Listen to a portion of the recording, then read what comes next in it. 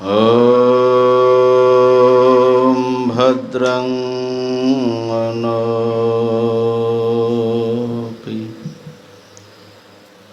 वातयामनः।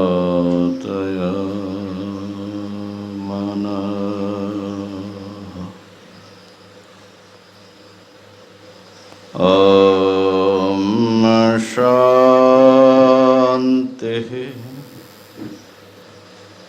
शान्तिः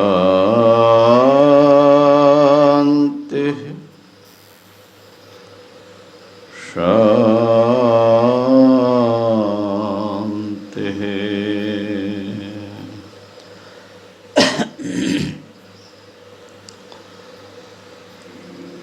मङ्गलं दिशतु मे विनायको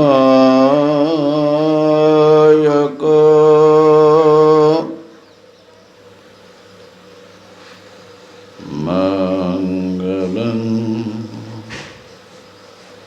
दिशतु मे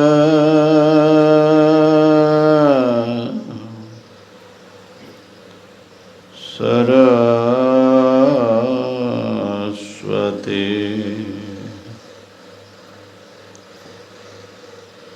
मङ्गलं दिशतु मे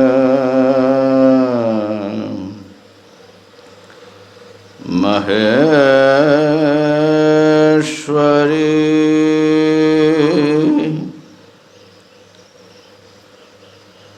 मङ्गलं दिशतु मे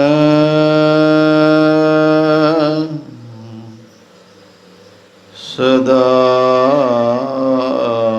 शिव।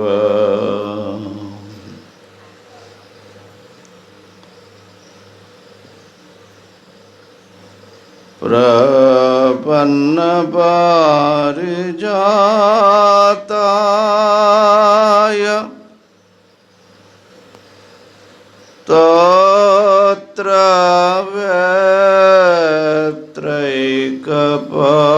स्तोत्रवेत्रैकपाणये ज्ञानमुद्राय कृष्णाय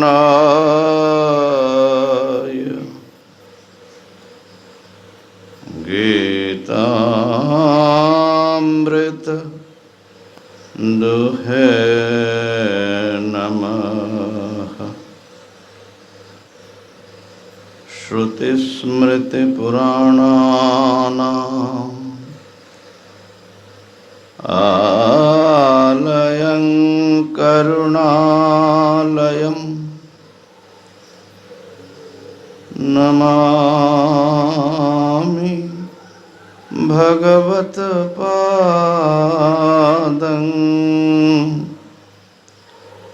शङ्करं लोकशङ्करम्।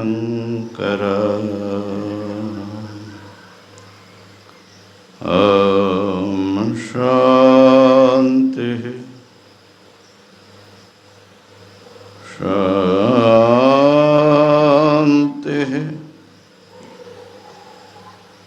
शान्तिः।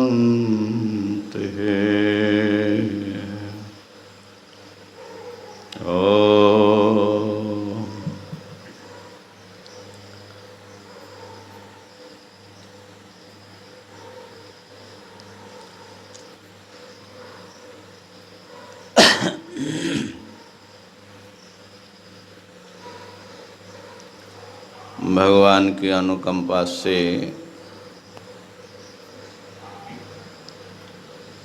भगवान की ही दिव्य वाणी का श्रवण मनन हम लोग कर रहे हैं। श्रीमद् भगवद गीता का 11 अध्याय और उसके ऊपर जो सूत्र बना है 11तम जो सूत्र है इस अध्याय पर, उसके आधार पर हम इस अध्याय को समझने का प्रयत्न करेंगे। सूत्र उच्चारण कर लेते हैं। ततः अनन्यया भक्त्या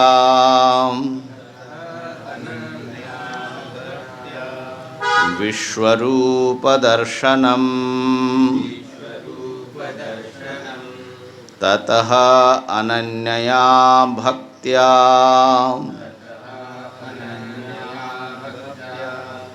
विश्वरूपदर्शनम् ततः अनन्यया भक्त्या विश्वरूपदर्शनम्।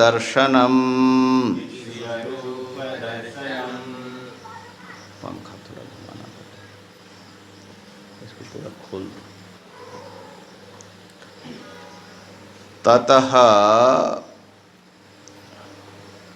माने पूर्वाध्याय से इसका संबंध है। विभूति चिंतन के अनंतर अनन्या भक्ति प्राप्त होती हैं। उस अनन्या भक्ति से विश्वरूप परमात्मा का दर्शन होता है।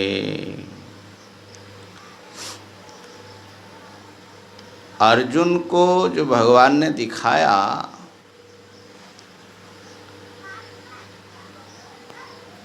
वो भी अर्जुन के हृदय में अनन्या भक्ति का आविर्भाव हुआ। अर्जुन की भक्ति कैसी है वो अर्जुन के कथन से हम लोग समझने की कोशिश कर रहे हैं। एकादश अध्याय के प्रारंभ में प्रथम और द्वितीय माने 4 श्लोक है अर्जुन के, जिसमें वो भगवान से बड़े नम्रता समर्पण के साथ प्रार्थना कर रहे हैं कि मुझे विश्वरूप का दर्शन कराइए। तो उन उक्तियों से हम अपने साधना के संकेतों को भी हम समझ पाते, क्रम भी समझ पाते। प्रथम श्लोक में 3 बात आई। एक तो अध्यात्म उपदेश का अर्जुन ने बड़े गहरे से मनन किया, भगवान ने सुनाया और उस सुनाने का श्रवण का प्रभाव अर्जुन के जीवन पर बहुत स्पष्ट रूप से अर्जुन को दिखाई पड़ रहा है। मोहोयम विगतो मम, मोहनाश। तो प्रथम है श्रवण और मनन। किसका? आत्मानात्म विवेचनम। अध्यात्म माने आत्म विषयक श्रवण। देह नष्ट होने पर भी तुम्हारा नाश नहीं होने वाला है। किसी का भी नाश, जीव सत्ता का नाश नहीं होता। ये इतनी बड़ी चीज़ है। हम लोग तो सुनते हैं लेकिन समझते हैं क्या? इस बात को हम समझ पाते हैं क्या? समझने से तो मोह नष्ट हो जाएगा, फिर शोक कहाँ से होगा? हम लोग सोचते हैं कि हम तो बहुत बार सुने हैं, बहुत समझते हैं इस बात को, लेकिन हमारा श्रवण मनन कंप्लीट तो है ही नहीं है, कुछ परिपाक भी नहीं है उसका। द्वितीय अध्याय में बड़ा स्पष्ट वर्णन है, लेकिन उसको समझने की जरूरत है कि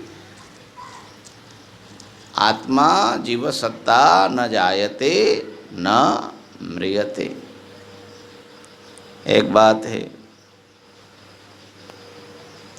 दूसरी बात है कि जिन संबंधों को लेकर तुम इतने चिंतित हो, इतने व्यामोह में हो, इतना व्याकुल हो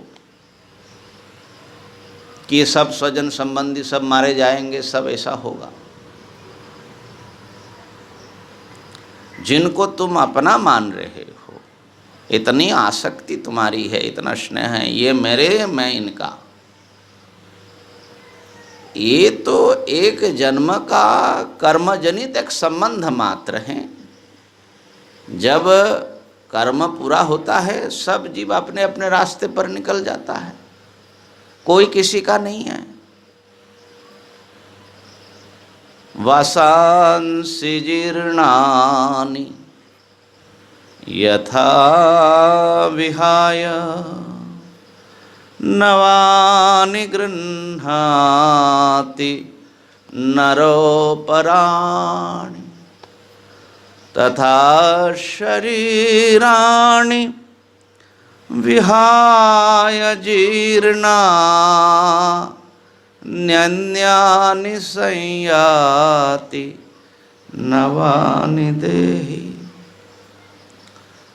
नया शरीर जीव धारण करता है और सारा संबंध इस शरीर के साथ यहीं पर समाप्त हो जाता है।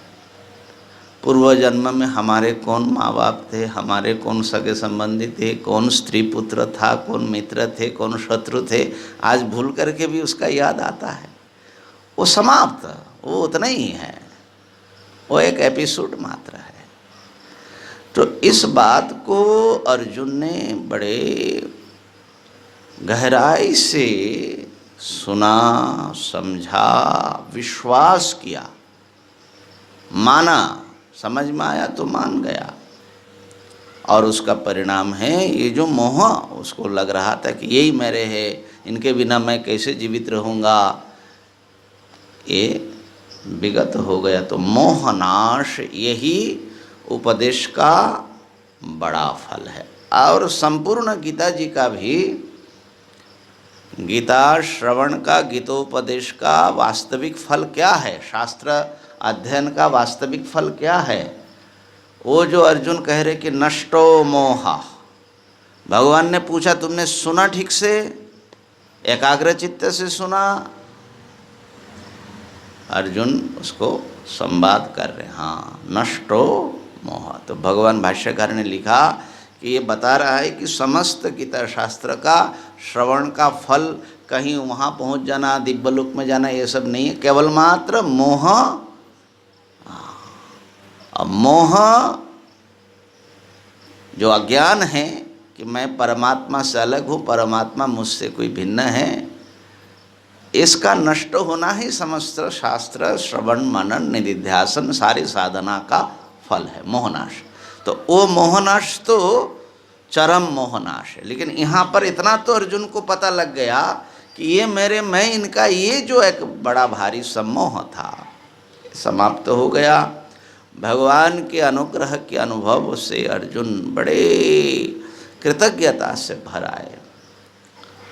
और दूसरे श्लोक में अर्जुन कह रहे हैं कि मैंने बड़े ध्यान से ये भी सुना है, भगवन भवाप्ययो हि भूतानां श्रुतौ विस्तरशो मया त्वत्तः। आपसे ये समस्त चराचर भूतों का जन्म और प्रलय है, सृष्टि और प्रलय हैं। और जो आपका अव्यय महात्म्य है, अक्षय महिमा है, उसका भी मैंने श्रवण किया। यहाँ पर जैसे कल मैंने, गत दिन मैंने कहा था कि तत्पदार्थ विषयक जो श्रवण है उसको अर्जुन बता रहा है।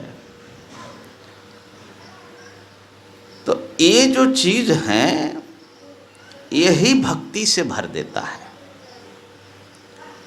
भगवान से सारे विश्व चराचर का सृष्टि प्रलय हो रहा है, पालन हो रहा है, यही बार बार समझने का है और भगवान से जोड़ने का। क्योंकि भगवान अभी हमारे लिए परोक्ष है, बल्कि संशय है कि भगवान कोई है ऐसा संसार में, विश्व चराचर में। जो सामान्य विश्वास है वो तो थोड़ा सा धक्का लगने से टूट जाता है। अगर भगवान पर ऐसे अटूट विश्वास होता तो हम इतना दिनहीन होते क्या? हैं भाई, भगवत विश्वास, भगवत भक्ति ऐसी चीज है, व्यक्ति बिल्कुल निर्भय हो जाता है। उसके भीतर कितने बड़ा बल आता है। लेकिन वो विश्वास आसमान से नहीं टपकता, वो बड़े तपस्या से प्राप्त करना पड़ता है। वो तपस्या क्या है? ये श्रुतो विस्तरशो मया, विस्तार से श्रवण करो, श्रवण करते जाओ, श्रवण करते जाओ। बोले एक बार तो पढ़ लिया गीता जी, 10 बार पढ़ लिया, क्या पढ़े? एक अक्षर ठीक से आया कि नहीं आया? इसमें जो इतना रहस्य पता लगता है। मदनुग्रहाय में जो ये इस श्लोक में जो ये 3 बातें अर्जुन कह रहे हैं कि इसका पर ध्यान जाता है क्या? तो जितना जितना पढ़ते जाएंगे, एक एक शब्द, एक एक मंत्र का अर्थ जो है वो धीरे धीरे प्रकाशित होगा। भैया, शास्त्र का रहस्य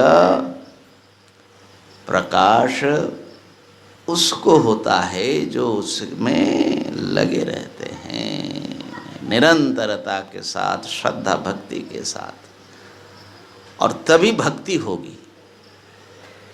भक्ति बड़ी दुर्लभ वस्तु है। तो यहाँ पर अर्जुन कह रहे कि मैंने विस्तार पूर्वक श्रवण किया। इसलिए आत्मा वारे द्रष्टव्य, दर्शन का साधन क्या है? श्रोतव्यो मंतव्य निधिध्यासित। श्रोतव्य कितने बार सुनना है? ब्रह्मसूत्रकार ने कहा आवृत्तिर असकृत उपदेशात। आवृत्ति करते जाओ, बार बार बार बार सुनते सुनते सुनते सुनते समझ बढ़ेगा, अहंकार घटेगा, विश्वास आएगा, प्रेम बढ़ेगा, ये सब होगा। तो अर्जुन कह रहे कि हमने सुना, सब कुछ आप ही से उत्पन्न होता है, आप में ही टिका है, आप में ही प्रलय हो जाता है, और आपका जो अव्यय महात्म्य है, अपिच महात्म्यमपि च अव्ययम, आपके अव्यय महात्म्य मैंने सुना, अक्षय महात्म्य।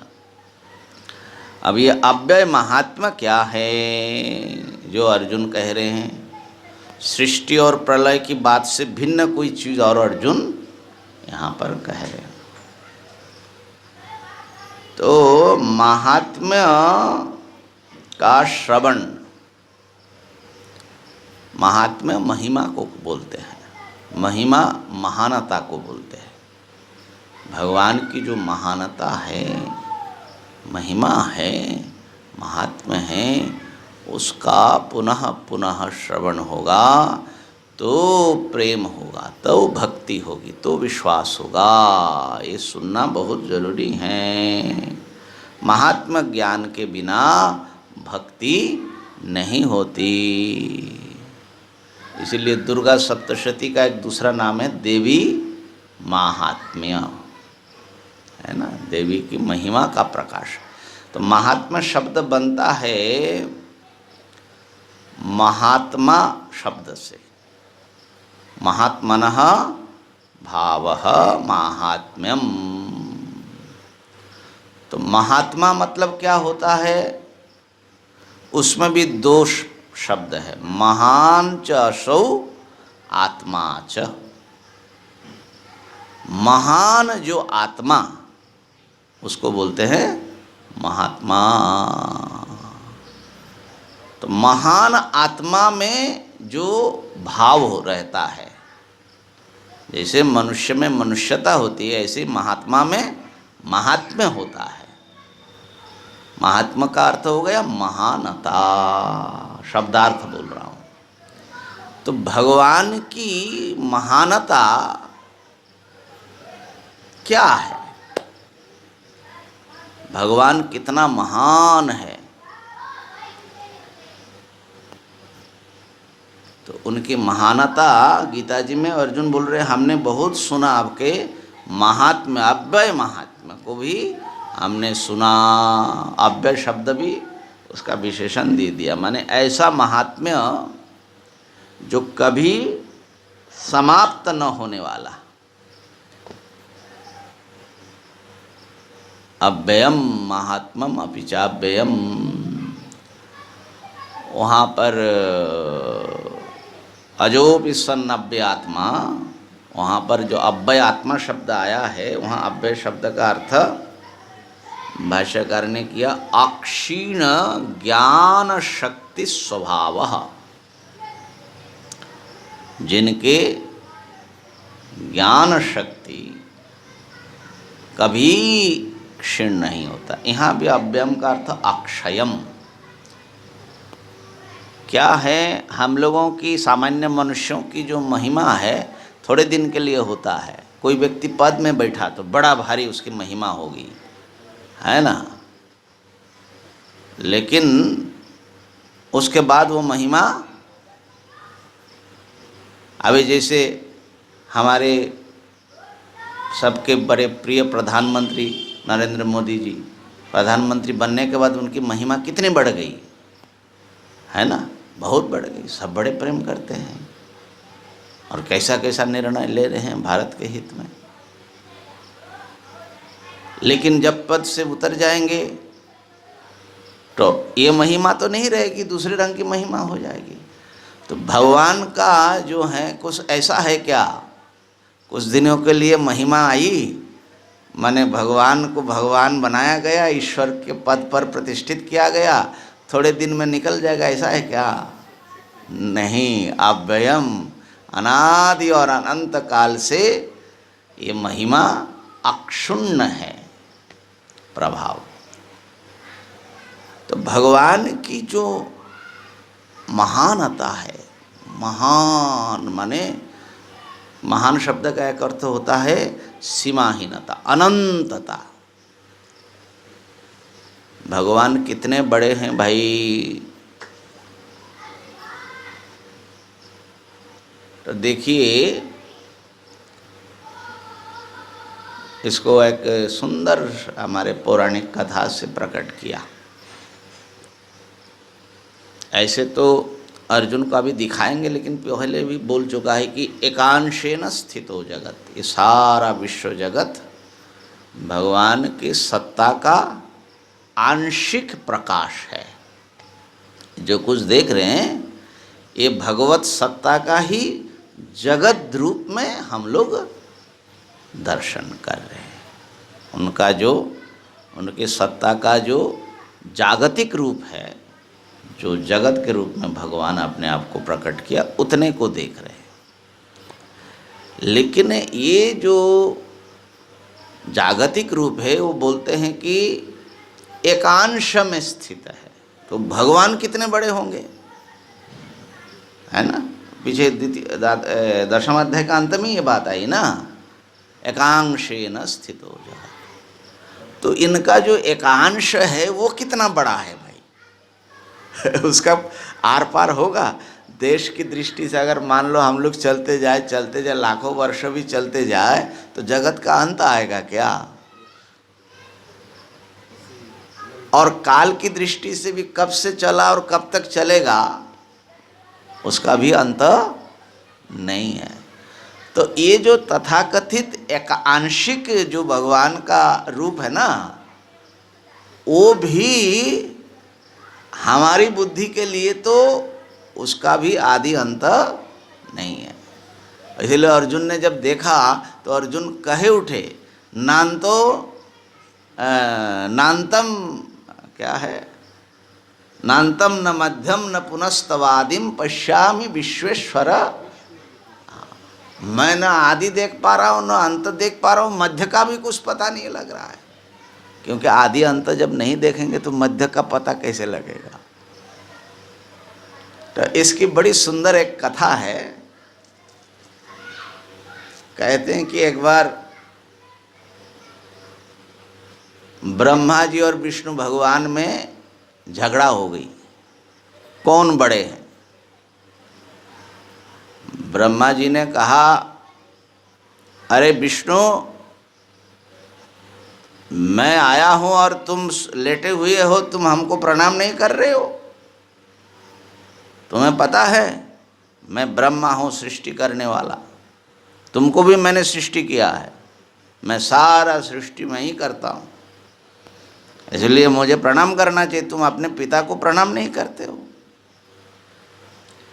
विष्णु भगवान लेटे लेटे मुस्कुराए, कहा कि अरे ब्रह्मा, तुम्हारी बुद्धि कुछ खराब हो गई है, तुमको पता नहीं है हमारे नाभि से कमल निकला, उस कमल के भीतर तुम्हारा जन्म हुआ, तो पिता तो मैं हुआ, तुम हम पिता से ऐसे बात करते हो।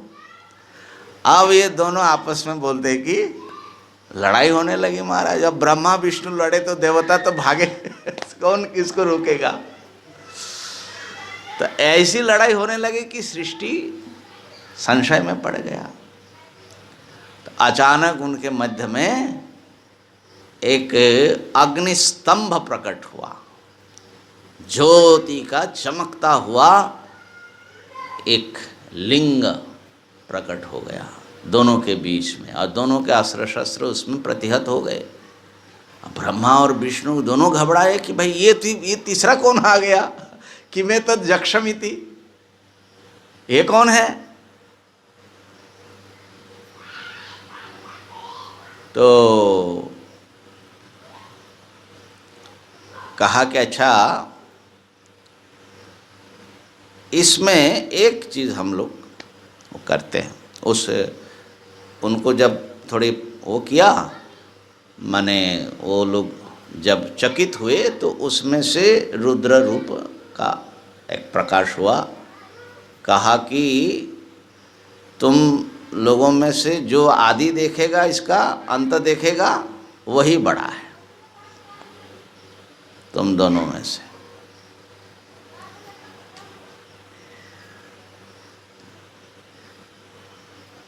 महिम्न स्तोत्र में यह है, तवैश्वर्यं यत्नाद यदुपरि विरिंचेर हरिरध। तो विरिंची माने ब्रह्मा जी हंस वाहन है। कहा कि मैं तो ऊपर चला, मैं पहले देख कर के आऊँगा ये कहाँ तक पहुँचा हुआ है। ब्रह्मा जी ऊपर गए, विष्णु भगवान ने कहा कि ठीक है, मैं नीचे देखता हूँ, और बराह रूप धारण करके वो नीचे, बराह जो है ना जमीन खोदता है, नीचे चले गए। और जाते जाते जाते जाते महाराज देवताओं का सहस्र वर्ष बीत गया, दिव्यम वर्ष सहस्रम। देवताओं का एक दिन जो है हमारा 1 साल का होता है, और 1 वर्ष जो है देवताओं का हमारा 360 है ना, 365 ले लीजिए, वही माने मोटा मोटा जीरो के हिसाब से 360, 1000 साल लगा लीजिए, चलते ही गए 1000 साल। लेकिन जितना ऊपर जाते हैं उतना ऊपर ही है, और आगे है और आगे है। ब्रह्मा जी घबरा रहे कहीं कि विष्णु जो हैं वो देख कर के तो नहीं चले आएंगे, उनके मन में थोड़ा खोट आ गया। अच्छा, बड़े वेग से जा रहे हैं, यत्नाद तवैश्वर्यम यत्नाद परिच्छेत्तुम, बड़े प्रयत्न पूर्वक उसकी सीमा जानने के लिए जाता हो। अनलम अनल स्कंध बपुषा, वो जो अग्नि स्कंध शरीर है विग्रह, उसको परिच्छेत्तुम अनलम, बड़ा जोर लगा करके भी उसकी सीमा को प्राप्त नहीं कर पाया। तो ब्रह्मा जी चलते चलते वो सोच रहे हैं, अब ब्रह्मा जी की गति और विष्णु भगवान की गति कितनी होगी। आजकल कोई रॉकेट बा प्रकाश की गति से भी वो तो संकल्प से पहुंच जाते हैं, इतने तेज जा रहे हैं। हाँ, है ना, वो जा ही रहे हैं, वो अंत ही नहीं आ रहा है, क्या करें। तो तब तक बोलते ऊपर से एक पुष्प गिरा, माने कोई पुष्प गिरता हुआ आ रहा है, वो जो चमेली का पुष्प है, केतकी केतकी केतकी। तो ब्रह्मा जी ने कहा, रुक, तुम कहाँ से गिर रहे हो, कब से गिर रहे हो। कहा कि महाराज मैं कब से गिर रहा हूँ, 1000 साल तो हो ही गया है, हजारों साल से गिर रही हूँ। अच्छा, हजारों सालों से गिर रही हो, माने कहाँ से गिर रही हो, इसका अंत देखा कि नहीं, उसके ऊपर से गिरी हो क्या। अरे राम राम, उसके ऊपर से मैं बीच ही में से कहीं से गिर रही हूँ। अब तो ब्रह्मा जी का हौसला, जो साहस था, गया। कहा कि अच्छा सुन, एक काम कर, तुम हमारा साक्षी बनोगी। बोले क्या महाराज। बोले मैं इस, तुमको बोलना है कि मैं इसका ये जो लिंग है अग्निलिंग, इसका मैं अंतिम समाप्ति जो है देख करके आया। अब कहते हैं कि बोले महाराज हम झूठ कैसे बोले, है मैं सृष्टि करता हूँ, नहीं तो अभिशाप दे दूंगा, अभी तुमको भस्म कर दूंगा। अब कहते कि बेचारी डर गई, कहा कि महाराज ऐसा मत करिए, चलो। केतकी को लेकर के वापस आए। इधर विष्णु भगवान भी 1000 साल तक गए, देखा कि इसका तो कोई अंत नहीं है, उनको लगा कि इनका कोई अंत नहीं है। तो इस महान सत्ता के प्रति विष्णु भगवान, जिसका आदि अंत नहीं है, बड़े भक्ति नम्र चित्त हो गए। आए, विष्णु भगवान ने कहा कि ब्रह्मा जी मैं तो जान नहीं पाया। ब्रह्मा जी ने कहा मैं जान लिया। कैसे। कहा कि देखो साक्षी है केतकी। तो कहा कि फिर आप ही बड़े हुए। तो विष्णु भगवान प्रणाम करने लगे। इस झूठ से जो है शंकर जी गरम हुए, निकले रुद्र मूर्ति से त्रिशूल लेकर के, झूठ बोलते हो, तुम देखे नहीं हो और बिना देखे बोल रहे हो अंत देखा। तो ये तो कथा है, उस कथा तो थोड़ी और है, जो भी हो, लेकिन चीज़ क्या है, मुख्य समझने की चीज़ ये है कि भगवान का जो आदि अंत है, सीमा है, कोई नहीं देख सकता। और अगर इसको प्रतीकात्मक रूप से ले, मनुष्य हो या देवता हो, ब्रह्मा जी हैं हमारे बुद्धि की देवता। ब्रह्मा जो है ना बुद्धि की देवता है, माने वो जो वेदांत में कौन से इंद्रिय का कौन देवता है ना, और विष्णु भगवान हैं पैरों की देवता, माने कर्म शक्ति। तो एक ज्ञान शक्ति बुद्धि और एक है कर्म शक्ति। तो कोई सोचे कि हम ज्ञान के द्वारा भगवान का अंत जान लेंगे, बुद्धि के द्वारा, लेकिन बुद्धि भगवान का अंत नहीं जान सकता। ये बात समझने की चीज़ है ना। यन मनसा न मनुते यतो वाचो निवर्तन्ते अप्राप्य मनसा सह। ये जो हमारी बुद्धि है, हमारा मस्तिष्क है, इसकी अपनी एक सीमा है। और हमारे जो मानवीय मस्तिष्क हैं, ये सारा मस्तिष्क इकट्ठा किया जाए, वो ब्रह्मा जी का मस्तिष्क है, माने कॉस्मिक माइंड, कॉस्मिक इंटेलेक्ट, वो नहीं जान सकता है। तो हमारी बुद्धि में भीतर कहाँ से आएगा। और जो कर्म के द्वारा अगर आप भगवान को प्राप्त कर लेंगे क्रिया के द्वारा, वो भी नहीं होगा, क्योंकि कोई भी कर्म परमात्मा के रहस्य को उद्घाटन नहीं कर सकते। कर्म का फल सीमित होता है, कर्म का फल असीमित अनंत नहीं होता है ना। तो नास्ति अकृतः कहते हैं ना। तो कहने का अर्थ है भगवत सत्ता, ये तो एक प्रतीक है, ब्रह्मा जी, विष्णु जी, शंकर जी, ये तो तीन एक ही परमात्मा के रूप है। लेकिन इनके लीलाओं के माध्यम से ये समझाया जा रहा है कि परमात्मा अनादि अनंत है। वो जो हैं माहात्म्यम उनका, उनकी जो महिमा है उसका कोई पार नहीं है। महिम्न स्तोत्र में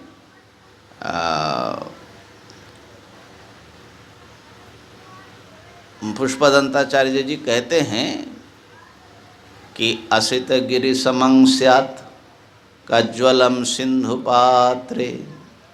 अगर कज्ज्वल जो हैं वो सिंधु पात्र समुद्र को बनाया जाए, है ना, और असित गिरि माने वो जो उसका जो स्याही है जो पहले आता था ना वो कज्ज्वल, तो वो पहाड़ के समान अगर कज्ज्वल हो और वो उसको समुद्र में घुल करके वो स्याही बनाया जाए, इंक काली, है ना, और लिखने के लिए शारदा स्वयं बैठे सरस्वती, और उसकी लेखनी क्या हो, कोई सामान्य लेखनी तो घिस जाएगी, थोड़ी दिन में ख़त्म हो जाएगी। तो ऐसे जो है सुरतरुवर कल्पतरु की शाखा जो घिसती नहीं है, माने वो लिखती जाएगी अक्षय, सुरतरुवर शाखा लेखनी, और लिखेंगे किस पन्ने पर, पत्र मूर्वी। ये पृथ्वी को अगर पत्र बनाया जाए और शारदा बैठ के लिखे, लिखती यदि सहस्त्रम, और यदि हजारों साल तक लिखती रहे, तदपि तब गुणानाम ईश पारम न जाति, तब भी आपके गुणों का पार नहीं। लेकिन देखिए पुष्पदंताचार्य जी को तो कैसा भान हो रहा है, और शास्त्रों में तो भगवान के गुण गनाता है, लेकिन हम लोगों को अगर कहे कि अच्छा भाई भगवान के 2-4 गुण गिना दो तो बुद्धि हमारी देखो कितनी माने छोटी है कि भगवान की गुण कीर्तन करते करते 10 मिनट में पछतावा हो जाएंगे, कोई इतने गुण है बताओ कैसे बताएंगे, तो हमको तो आता ही नहीं है। तो इसका अर्थ ये हुआ कि ज्ञान, ये जो भगवान के गुण हैं, ये गुण का चिंतन हम लोग नहीं करते। तो एक तो उनके अनंतता, दूसरी बात है भगवान की महिमा देखिए कैसा है। सारे विश्व चराचर समस्त पदार्थ को वो भीतर से वो थामे हुए हैं, माने उसको धारण किया हुआ है। एक एक वस्तु, प्रत्येक वस्तु के भीतर उनकी सत्ता, उनकी दिव्य सत्ता, और वो दिव्य सत्ता जो है ये समस्त क्रिया और समस्त पदार्थों को, सारे जगत को भीतर से धारण किया हुआ है। कितनी बड़ी माने इनकी जो सर्वात्मता है, मत्तः सर्वं प्रवर्तते, अनंत क्रियाएं चल रही है, असंख्य क्रिया, लेकिन समस्त क्रिया के भीतर एक स्थिर कुटस्थ निश्चल सत्ता बैठ करके उनको थाम करके रखा है। नहीं तो क्रिया करेगा कैसे, इतना अनंत क्रिया होगा कैसे, कौन कर रहा है। तो परम सत्ता उसमें। एक दूसरे ढंग से भगवान की महिमा को समझिए। कैनोपनिषद की कथा है, जब देवासुरों का लड़ाई हुई, बड़ी लंबी लड़ाई में देवताओं का विजय हुआ, और देवता जो हैं उस विजय से बड़े महिमा को प्राप्त हुए। ब्रह्मणो ही विजये देवा अमहीयन्त, ब्रह्मा स्वयं परमात्मा ने विजय प्राप्त किया, लेकिन देवता उसकी महिमा का भागी बने, क्योंकि देवताओं को विजय दिलाया उन्होंने। और ये लोग सोचने लगे उस विजय से अस्माकमेव अयम विजयः, अस्माकमेव अयम महिमा, ये तो हमारा विजय है, हमने प्राप्त किया है, और ये महिमा जो है, ये जो सब पूजा स्तुति लोग हमको हमारी कर रही है, इसका हम सचमुच हकदार है, ये हमारी महिमा है। उनकी ये भाव देख करके ब्रह्मा परमात्मा देवताओं से प्रेम रखने वाले थे, तो उनको सजग करने के लिए, उनका अभिमान के शातन करने के लिए वो एक अद्भुत रूप में, यक्ष रूप में उनके सामने प्रकट हुआ। ये कथा आप लोग शायद सुने ही हैं। तो जब विचित्र रूप देखा, अरे ये क्या आ गया भाई सामने, तो देवताओं ने कहा ये कौन है महाराज, इसमें बड़ी भारी जो उत्सव चल रहा था, ये कौन आ गया, पता नहीं लग रहा है। थोड़ा भीतर से डर भी लगा। तो उन्होंने अपने पुरोहित माने जो लीडर है अग्नि को भेजा कि आप तो सबसे आगे जा कर के सब काम देखते हैं, और उनका नाम है जातवेदा, जो सब कुछ जान जाता है, तो आप जा कर के पूछिए कि किमें तद यक्षमिति। अग्नि कहा कि मैं अभी जा कर के देखे आता हूँ क्या है। गए बड़े गर्व से, यक्ष के पास जाते जाते उस यक्ष के प्रभाव से उनके सामने पहुँचते पहुँचते वो बोली उनकी बंद हो गई। जा कर के चुपचाप किसी तरह खड़े हो गए उस सत्ता के साथ। पूछने की हिम्मत नहीं पड़ी कि आप कौन हैं। तो उस यक्ष ने, यक्ष माने रहस्यमय सत्ता ने पूछा, अरे तुम कौन हो। तो जब पूछा तो उनको थोड़ा सा, अरे ये तो बात कर रहे हैं हमसे। कहा कि मैं अग्नि हूँ, सबसे आगे आगे चलने वाला, लोग मुझे जातवेदा भी कहते, सब जानने वाला।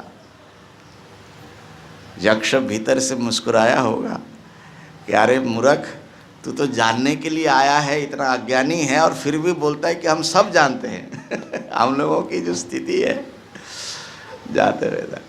तो ठीक है महाराज, तस्मिन् स्त्वयि किम वीर्यम, ऐसा जो आप बता रहे हो अपने महिमा, तो उसमें आपका सामर्थ्य कैसा है, आप करते क्या हो, क्या कर सकते हो। तस्मिन् स्त्वयि किम वीर्यम। अग्नि ने कहा, अभी च इयम सर्वम दहेयम, मैं सब कुछ, इदम सर्वम दहेयम, मैं सब कुछ जला सकती हूँ, सब जला सकता हूँ। तस्मै तृणम निदधौ, एक घास उसके सामने रख दिया यक्ष ने। कहा कि ज़रा सब जलाने की ज़रूरत नहीं, एक घास का टुकड़ा ज़रा जला दीजिए, दहन करके दिखाओ। तदुपप्रियाय, उसकी चारों ओर से उस तृण को ऊपर ने सब ओर से अग्नि घेर लिया, और सर्वजवेन, सारा वेग से पूरी ताकत लगा दिया उस घास को जलाने में। न शशाक, जलाने की तो बात दूर, उसका जो हरापन है, ग्रीननेस, उसमें भी कोई फर्क नहीं आया। अग्नि सारी शक्ति लगा दिया अपना। बड़े अपमानित होकर के अग्नि सर झुका करके वापस आ गया। देवताओं ने पूछा महाराज क्या हुआ। बोले नहीं, मुझसे हुआ नहीं। तो वायु को कहा कि तुम तो बड़े बलवान हो वायु, तुम जा कर के पता लगाओ। वायु देवता भागे। पूछा यक्ष ने, वहाँ जाते जाते तो उनका भी बेग बोलती बंद हो गया। पूछा उस रहस्यमय सत्ता ने, तुम कौन हो।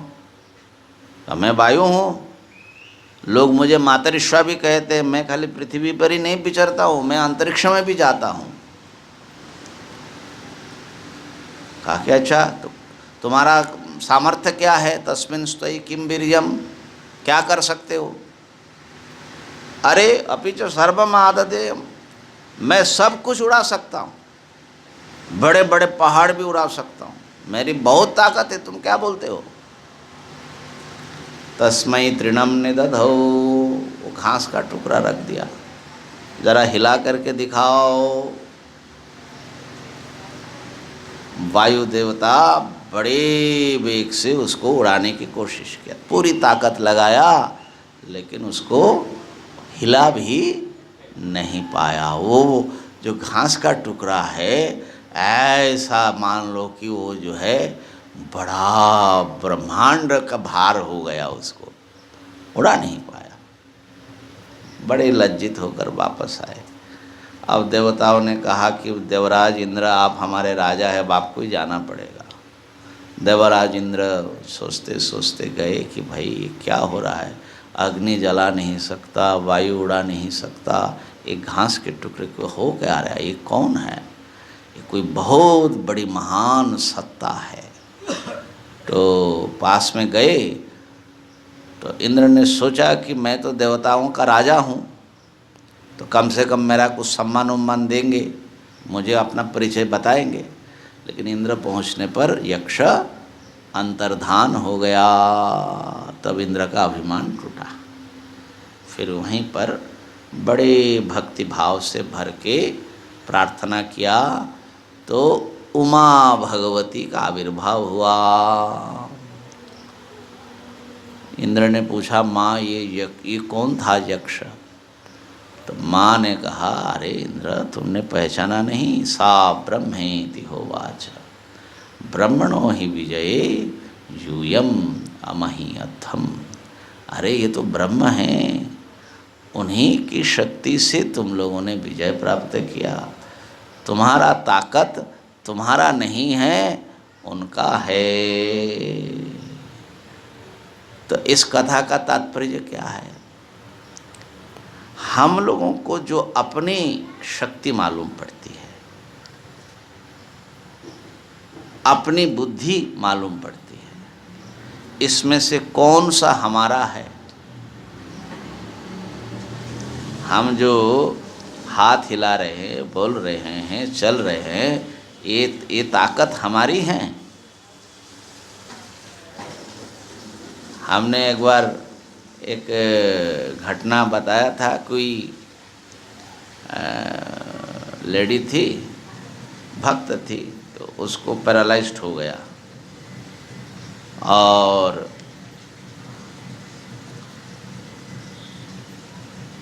तो देखने के लिए गए तो रोने लगी। कहा कि देखिए स्वामी जी, हम जो हैं, जहाँ भी कोई भी महात्मा आ जाए, गुरुजी आ जाए, तो हम दौड़ दौड़ करके जाते और सत्संग करते, लेकिन कभी मैंने इन पैरों को थैंक्स नहीं दिया कि तुम हमें यहाँ तक ले आए हो। लेकिन आज वही मैं, आप आए हैं, सत्संग कर रहे हैं, लेकिन मैं कितना इन पैरों को कहती हूँ कि चलो उठो, लेकिन ये हिलता भी नहीं है ना। तो ये जो हम चल रहे हैं, हम बोल रहे हैं, हम देख रहे हैं, ये किसके ताकत से महाराज? तो ये जो कहा जाता है कि भगवान की इच्छा के बिना एक पत्ता भी नहीं हिलता है। एक बार हमने कहा तो एक लड़का युवा था, उठ कर के खड़ा हो गया और ऐसे ही एक पेड़ में आघात किया, बहुत सारा पत्ता गिरा दिया। कहा कि देखिए, भगवान की इच्छा की जरूरत नहीं, हमने ही गिरा दिया। हमने ही गिरा दिया। तो हमने ये सुनाया उनको कथा, ये जो तुम उठ कर के खड़े हुए, वो हमारे भगवान की इच्छा से ही, और तुमने जो आघात किया वो हमारे भगवान की इच्छा से। तुम कैसे कह सकते हो कि भगवान की इच्छा नहीं है? भगवान की इच्छा से ही गिरा। कहा कि नहीं महाराज, मज़ा नहीं आया, माने आप तो तर्क से हमको उलझा रहे, ये तो हमने अपने ताकत से गिराया। तो फिर हमने दिखाया कि देखो ये है, पैरालाइज्ड हो गया है। अब ताकत कहाँ गया? तुम्हारे हाथ में ताकत कहाँ से आ रहा है? तुम्हारा श्वास कैसे चल रहा है? एक एक श्वास, एक एक श्वास जो है, तुम जरा रुक करके दिखाओ, या बिना श्वास का चल के दिखाओ। हम लोग विचार नहीं करते।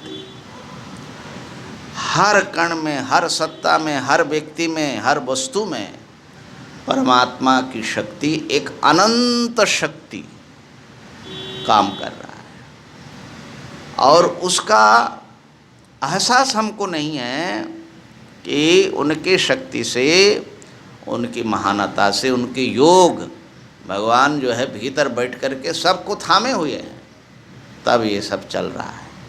तो कहने का अर्थ ये है, ये समस्त शक्ति उस अनंत परमात्मा का ही शक्ति है, अनंत की शक्ति है। ये सारे विश्व चराचर में कोई भी पदार्थ तो बिना मूवमेंट का नहीं है। कितनी ऊर्जा इस विश्व को उत्पन्न करने में और बनाए रखने में और प्रलय करने में लगा हुआ है ना, इनफाइनाइट एनर्जी। लेकिन वो इनफाइनाइट एनर्जी किसकी है? उस परम सत्ता की है, उसमें से फ्लो हमारे पास आ रहा है। तो इसलिए हमने विस्तार पूर्वक, अर्जुन कह रहे कि भगवान आपके इस अव्यय महात्मा को हमने सुना। लेकिन भगवान जो हैं ऐसा काम करते हैं, थोड़ा आवरण पर्दा जैसा, हम लोगों को पता नहीं लगता है कि भगवान की ताकत से हम बोल रहे हैं। पिछले दिन हमने बताया था कि ध्रुव को पता लग गया कि अंत प्रविश्य मम वाचम इमाम प्रसुप्ता, ये जो वाणी जो काम कर रही है वो भीतर से वो सत्ता कर रही है, लेकिन हम लोगों को पता नहीं लगता। आज एक महात्मा जो है वो कुछ बात कर रहे थे ना हम लोग प्रातः काल, तो महात्मा जी ने बताया, हमने कहा कि महाराज, बोले आपका स्वास्थ्य कैसा है? बोले, हमने कहा भाई सब तो ठीक है लेकिन शुगर पकड़ लिया। फिर मैंने कहा कि देखिए ऐसा है, इस शुगर क्या है, ये तो जमदूत है। तो मुझे लगता है कि सबको जब जाना ही है तो कोई ना कोई तो चीज़ चाहिए, नहीं ऐसे कैसे एकाएक चले जाएंगे भाई। तो किसी को डायबिटीज़ होता है, किसी को हार्ट की तकलीफ़ होती है, किसी को और कुछ होता है, किसी को कोरोना होता है, कुछ तो होना पड़ेगा ना। तो महात्मा ने बड़ी सुंदर बात बताया, बोले हाँ महाराज, पहले क्या होता था, बोले भगवान ने सृष्टि रचा और कोई रोग व्याधि नहीं रचा उन्होंने, तो जब जिसका समय आता वो फट से मर जाता। बड़ा हल्ला होने लगा, देखो एकदम स्वस्थ, अब भगवान ने मार दिया, सब भगवान को ही बदनाम करे। भगवान ने सोचा कि भाई अब ये क्या, सब लोग उनको ही कोसे, है ना। अब किसी के पिताजी मर गए तो बच्चा कोस रहा है, देखो भगवान ने हमारे पिताजी को ले लिया। किसी की पति चले गए तो पत्नी कोस रही है, बच्चे चले गए। अब भाई कर्म के अनुसार सब जाता है, लेकिन सब भगवान को ही, क्योंकि भगवान ही कर रहे हैं ना, सब भगवान ही जो है सृष्टि स्थिति संहार, तो भगवान को तो दोष देंगे ही लोग। भगवान ने सोचा कि ये बड़ा गड़बड़ हो रहा है कि भी सारा हमको ही दोषी ठहरा रहे हैं।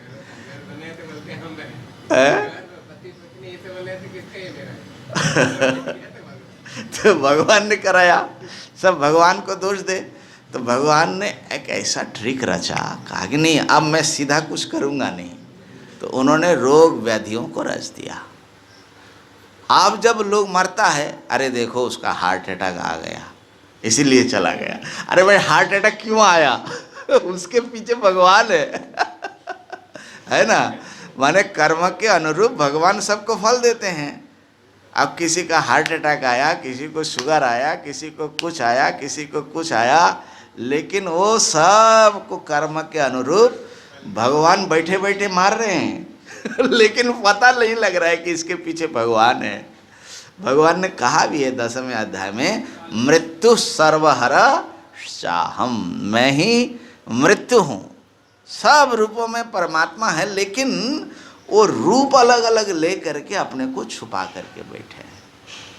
ये जिसको पता लग जाए तो वो जो है असल में समस्त कर्म बंधनों से मुक्त हो जाते हैं। तो इस पर भगवान की जो महात्म्य है, तो और बहुत कुछ आस्वादन कर सकते, लेकिन हम विश्वरूप के भीतर जाएंगे तो उसके द्वारा हम आस्वादन करेंगे। अब जो है ये सब जो महात्म्य आपने हमको बताया, आप लोग अपने समय पर चले जाने का, हाँ, महात्मा जो आपने बताया वो अर्जुन कह रहे हैं कि भगवान एवमेतद् यथार्थत्वम् आत्मानं परमेश्वर द्रष्टुमिच्छामि ते रूपम ऐश्वरम पुरुषोत्तम। हे परमेश्वर,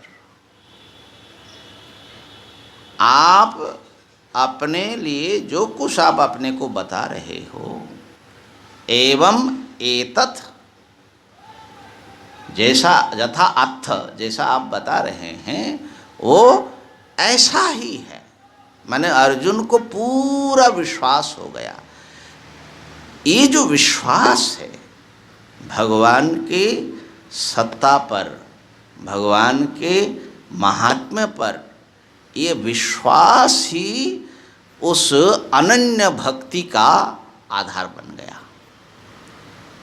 ये जो विश्वास है ना, पहले तो अनुभव नहीं होगा, पहले तो श्रवण मनन करने से परोक्ष निश्चय होगा, हाँ ऐसा ही है। बार बार जब हम भगवान के महात्मा का श्रवण करेंगे और महसूस करेंगे बात तो सही है, हमारा एक एक श्वास उनसे चल रहा है, तो विश्वास होता है। ये विश्वास जो है भक्ति का सबसे बड़ा एलिमेंट है। तो अर्जुन कह रहे हैं भगवान, अच्छा ये 10वें अध्याय में ही अर्जुन ने कह दिया था, 10वें अध्याय के जो विभूति युग के प्रारंभ में वहीं पर कहा था, सर्वमेतदृतं मन्ये यन्मां वदसि केशव। और जो देखो 11वें श्लोक से शायद, परम ब्रह्म परम धाम पवित्रम परमं भवान, ऐसा करके सर्वमेतदृतं मन्ये 13वें श्लोक शायद है ना। जो कुछ आप बता रहे हो सब सत्य हैं भगवान, हम विश्वास कर रहे हैं। ये जो व्यक्ति संशय से, व्यामोह से मुक्त हो जाता है ना, भगवत सत्ता पर जो एक अटूट विश्वास हो जाता है, उसके हृदय में कितनी शांति होगी, जरा सोचिए, है ना।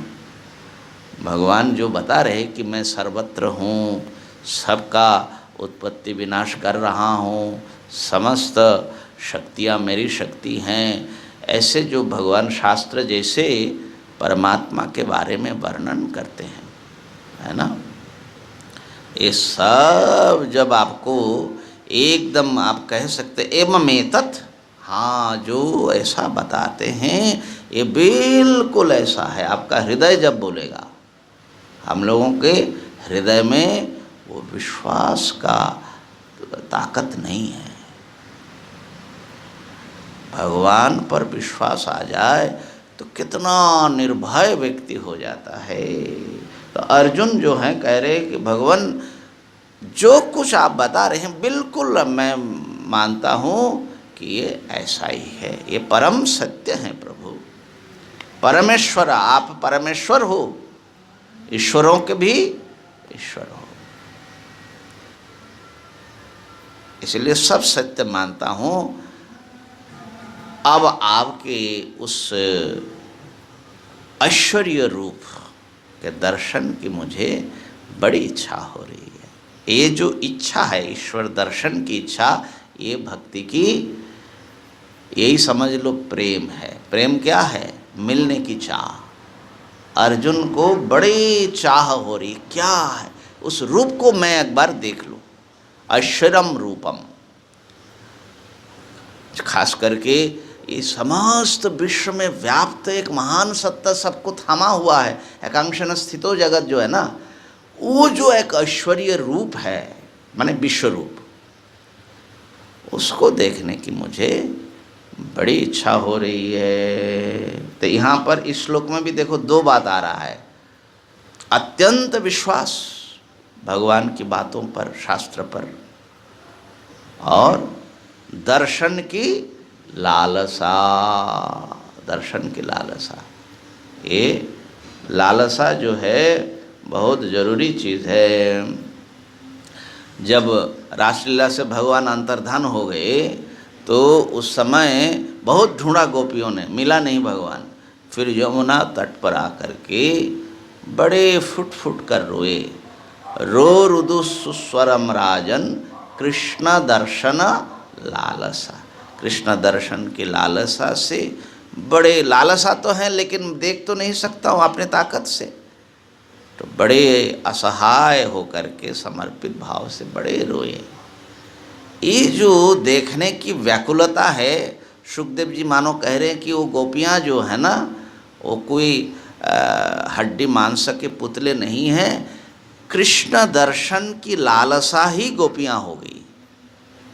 ऐसा जब भगवत दर्शन की लालसा हो, बड़ी उत्कंठा अर्जुन को है। भाष्यकार लिखते हैं कि अहम तो अतीव अर्थी द्रष्टुम, मैं देखने की बहुत हमारी इच्छा है।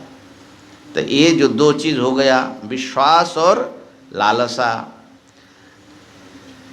और चौथे श्लोक में मन्यसे यदि तच्छक्यम मया दृष्टुमिति प्रभो योगेश्वर ततो मैं त्वं दर्शयात्मानमव्ययम्। यदि आपको लगता है कि मैं देख सकता मुझे, तो इसका कोई, मुझे देखने की इच्छा तो है, लेकिन आपको ऐसा लगता है कि अर्जुन को मैं ये दिखाता हूँ, अर्जुन ये देख सकता है, मुझे देखने लायक यदि आप समझते हो तो आप अपने उस रूप को दिखाइए। इसका मतलब ये हुआ अर्जुन जो है भगवान के ऊपर सब छोड़ दिया है ना। मैंने ये नहीं कह रहे आप मुझे दिखाइए, मैं देखना चाहता हूँ। यदि आपको ठीक लगे प्रभु, आपको यदि ठीक लगे तो आप मुझे अपने विश्वरूप का दर्शन कराइए।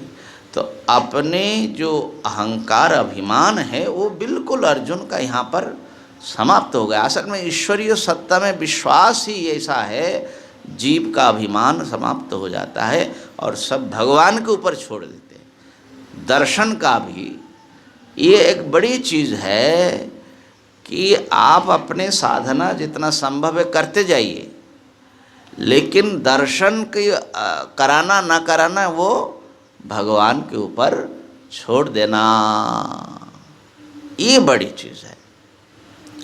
साधन के बल पर हम भगवान को दर्शन कर लेंगे, बांध लेंगे, ये अभिमान जब तक नहीं जाएगा तब तक कहाँ, क्योंकि जीव की वो सत्य शक्ति नहीं है। तो ये जो अत्यंत समर्पण, अत्यंत विनम्रता, अत्यंत दर्शन की लालसा और भगवान पर अद्भुत विश्वास, अटूट विश्वास, ये सब मिल कर के अर्जुन के भीतर वो अनन्य भक्ति, जिसकी बात आगे हम जिक्र करेंगे, वो अनन्य भक्ति का प्रकाश हमको दिखाई पड़ रहा है। हम लोगों में भी ऐसा हो भगवान की कृपा से। गीता जी सुनते जाए, भगवत महिमा का श्रवण करते जाए। और अर्जुन 10वें अध्याय में बोला कि भूय कथय तृप्तिर ही शृण्वतो नास्तिम। आप बोलते जाइए, हमको सुनने में तृप्ति नहीं हो रही, अमृत जैसा पी रहा हूँ, और बताइए और बताइए। जब आपको सत्संग की इतनी लालसा हो जाए तो ये सब जो है उत्कृष्ट भक्ति का पहचान है। इन्हीं शब्दों के साथ आज ये सत्संग पूर्ण होता है। ओम पूर्णमदः पूर्णमिदं पूर्णात् पूर्णमुदच्यते पूर्णस्य पूर्णमादाय पूर्णमेवावशिष्यते। ओम शांति शांति शांति।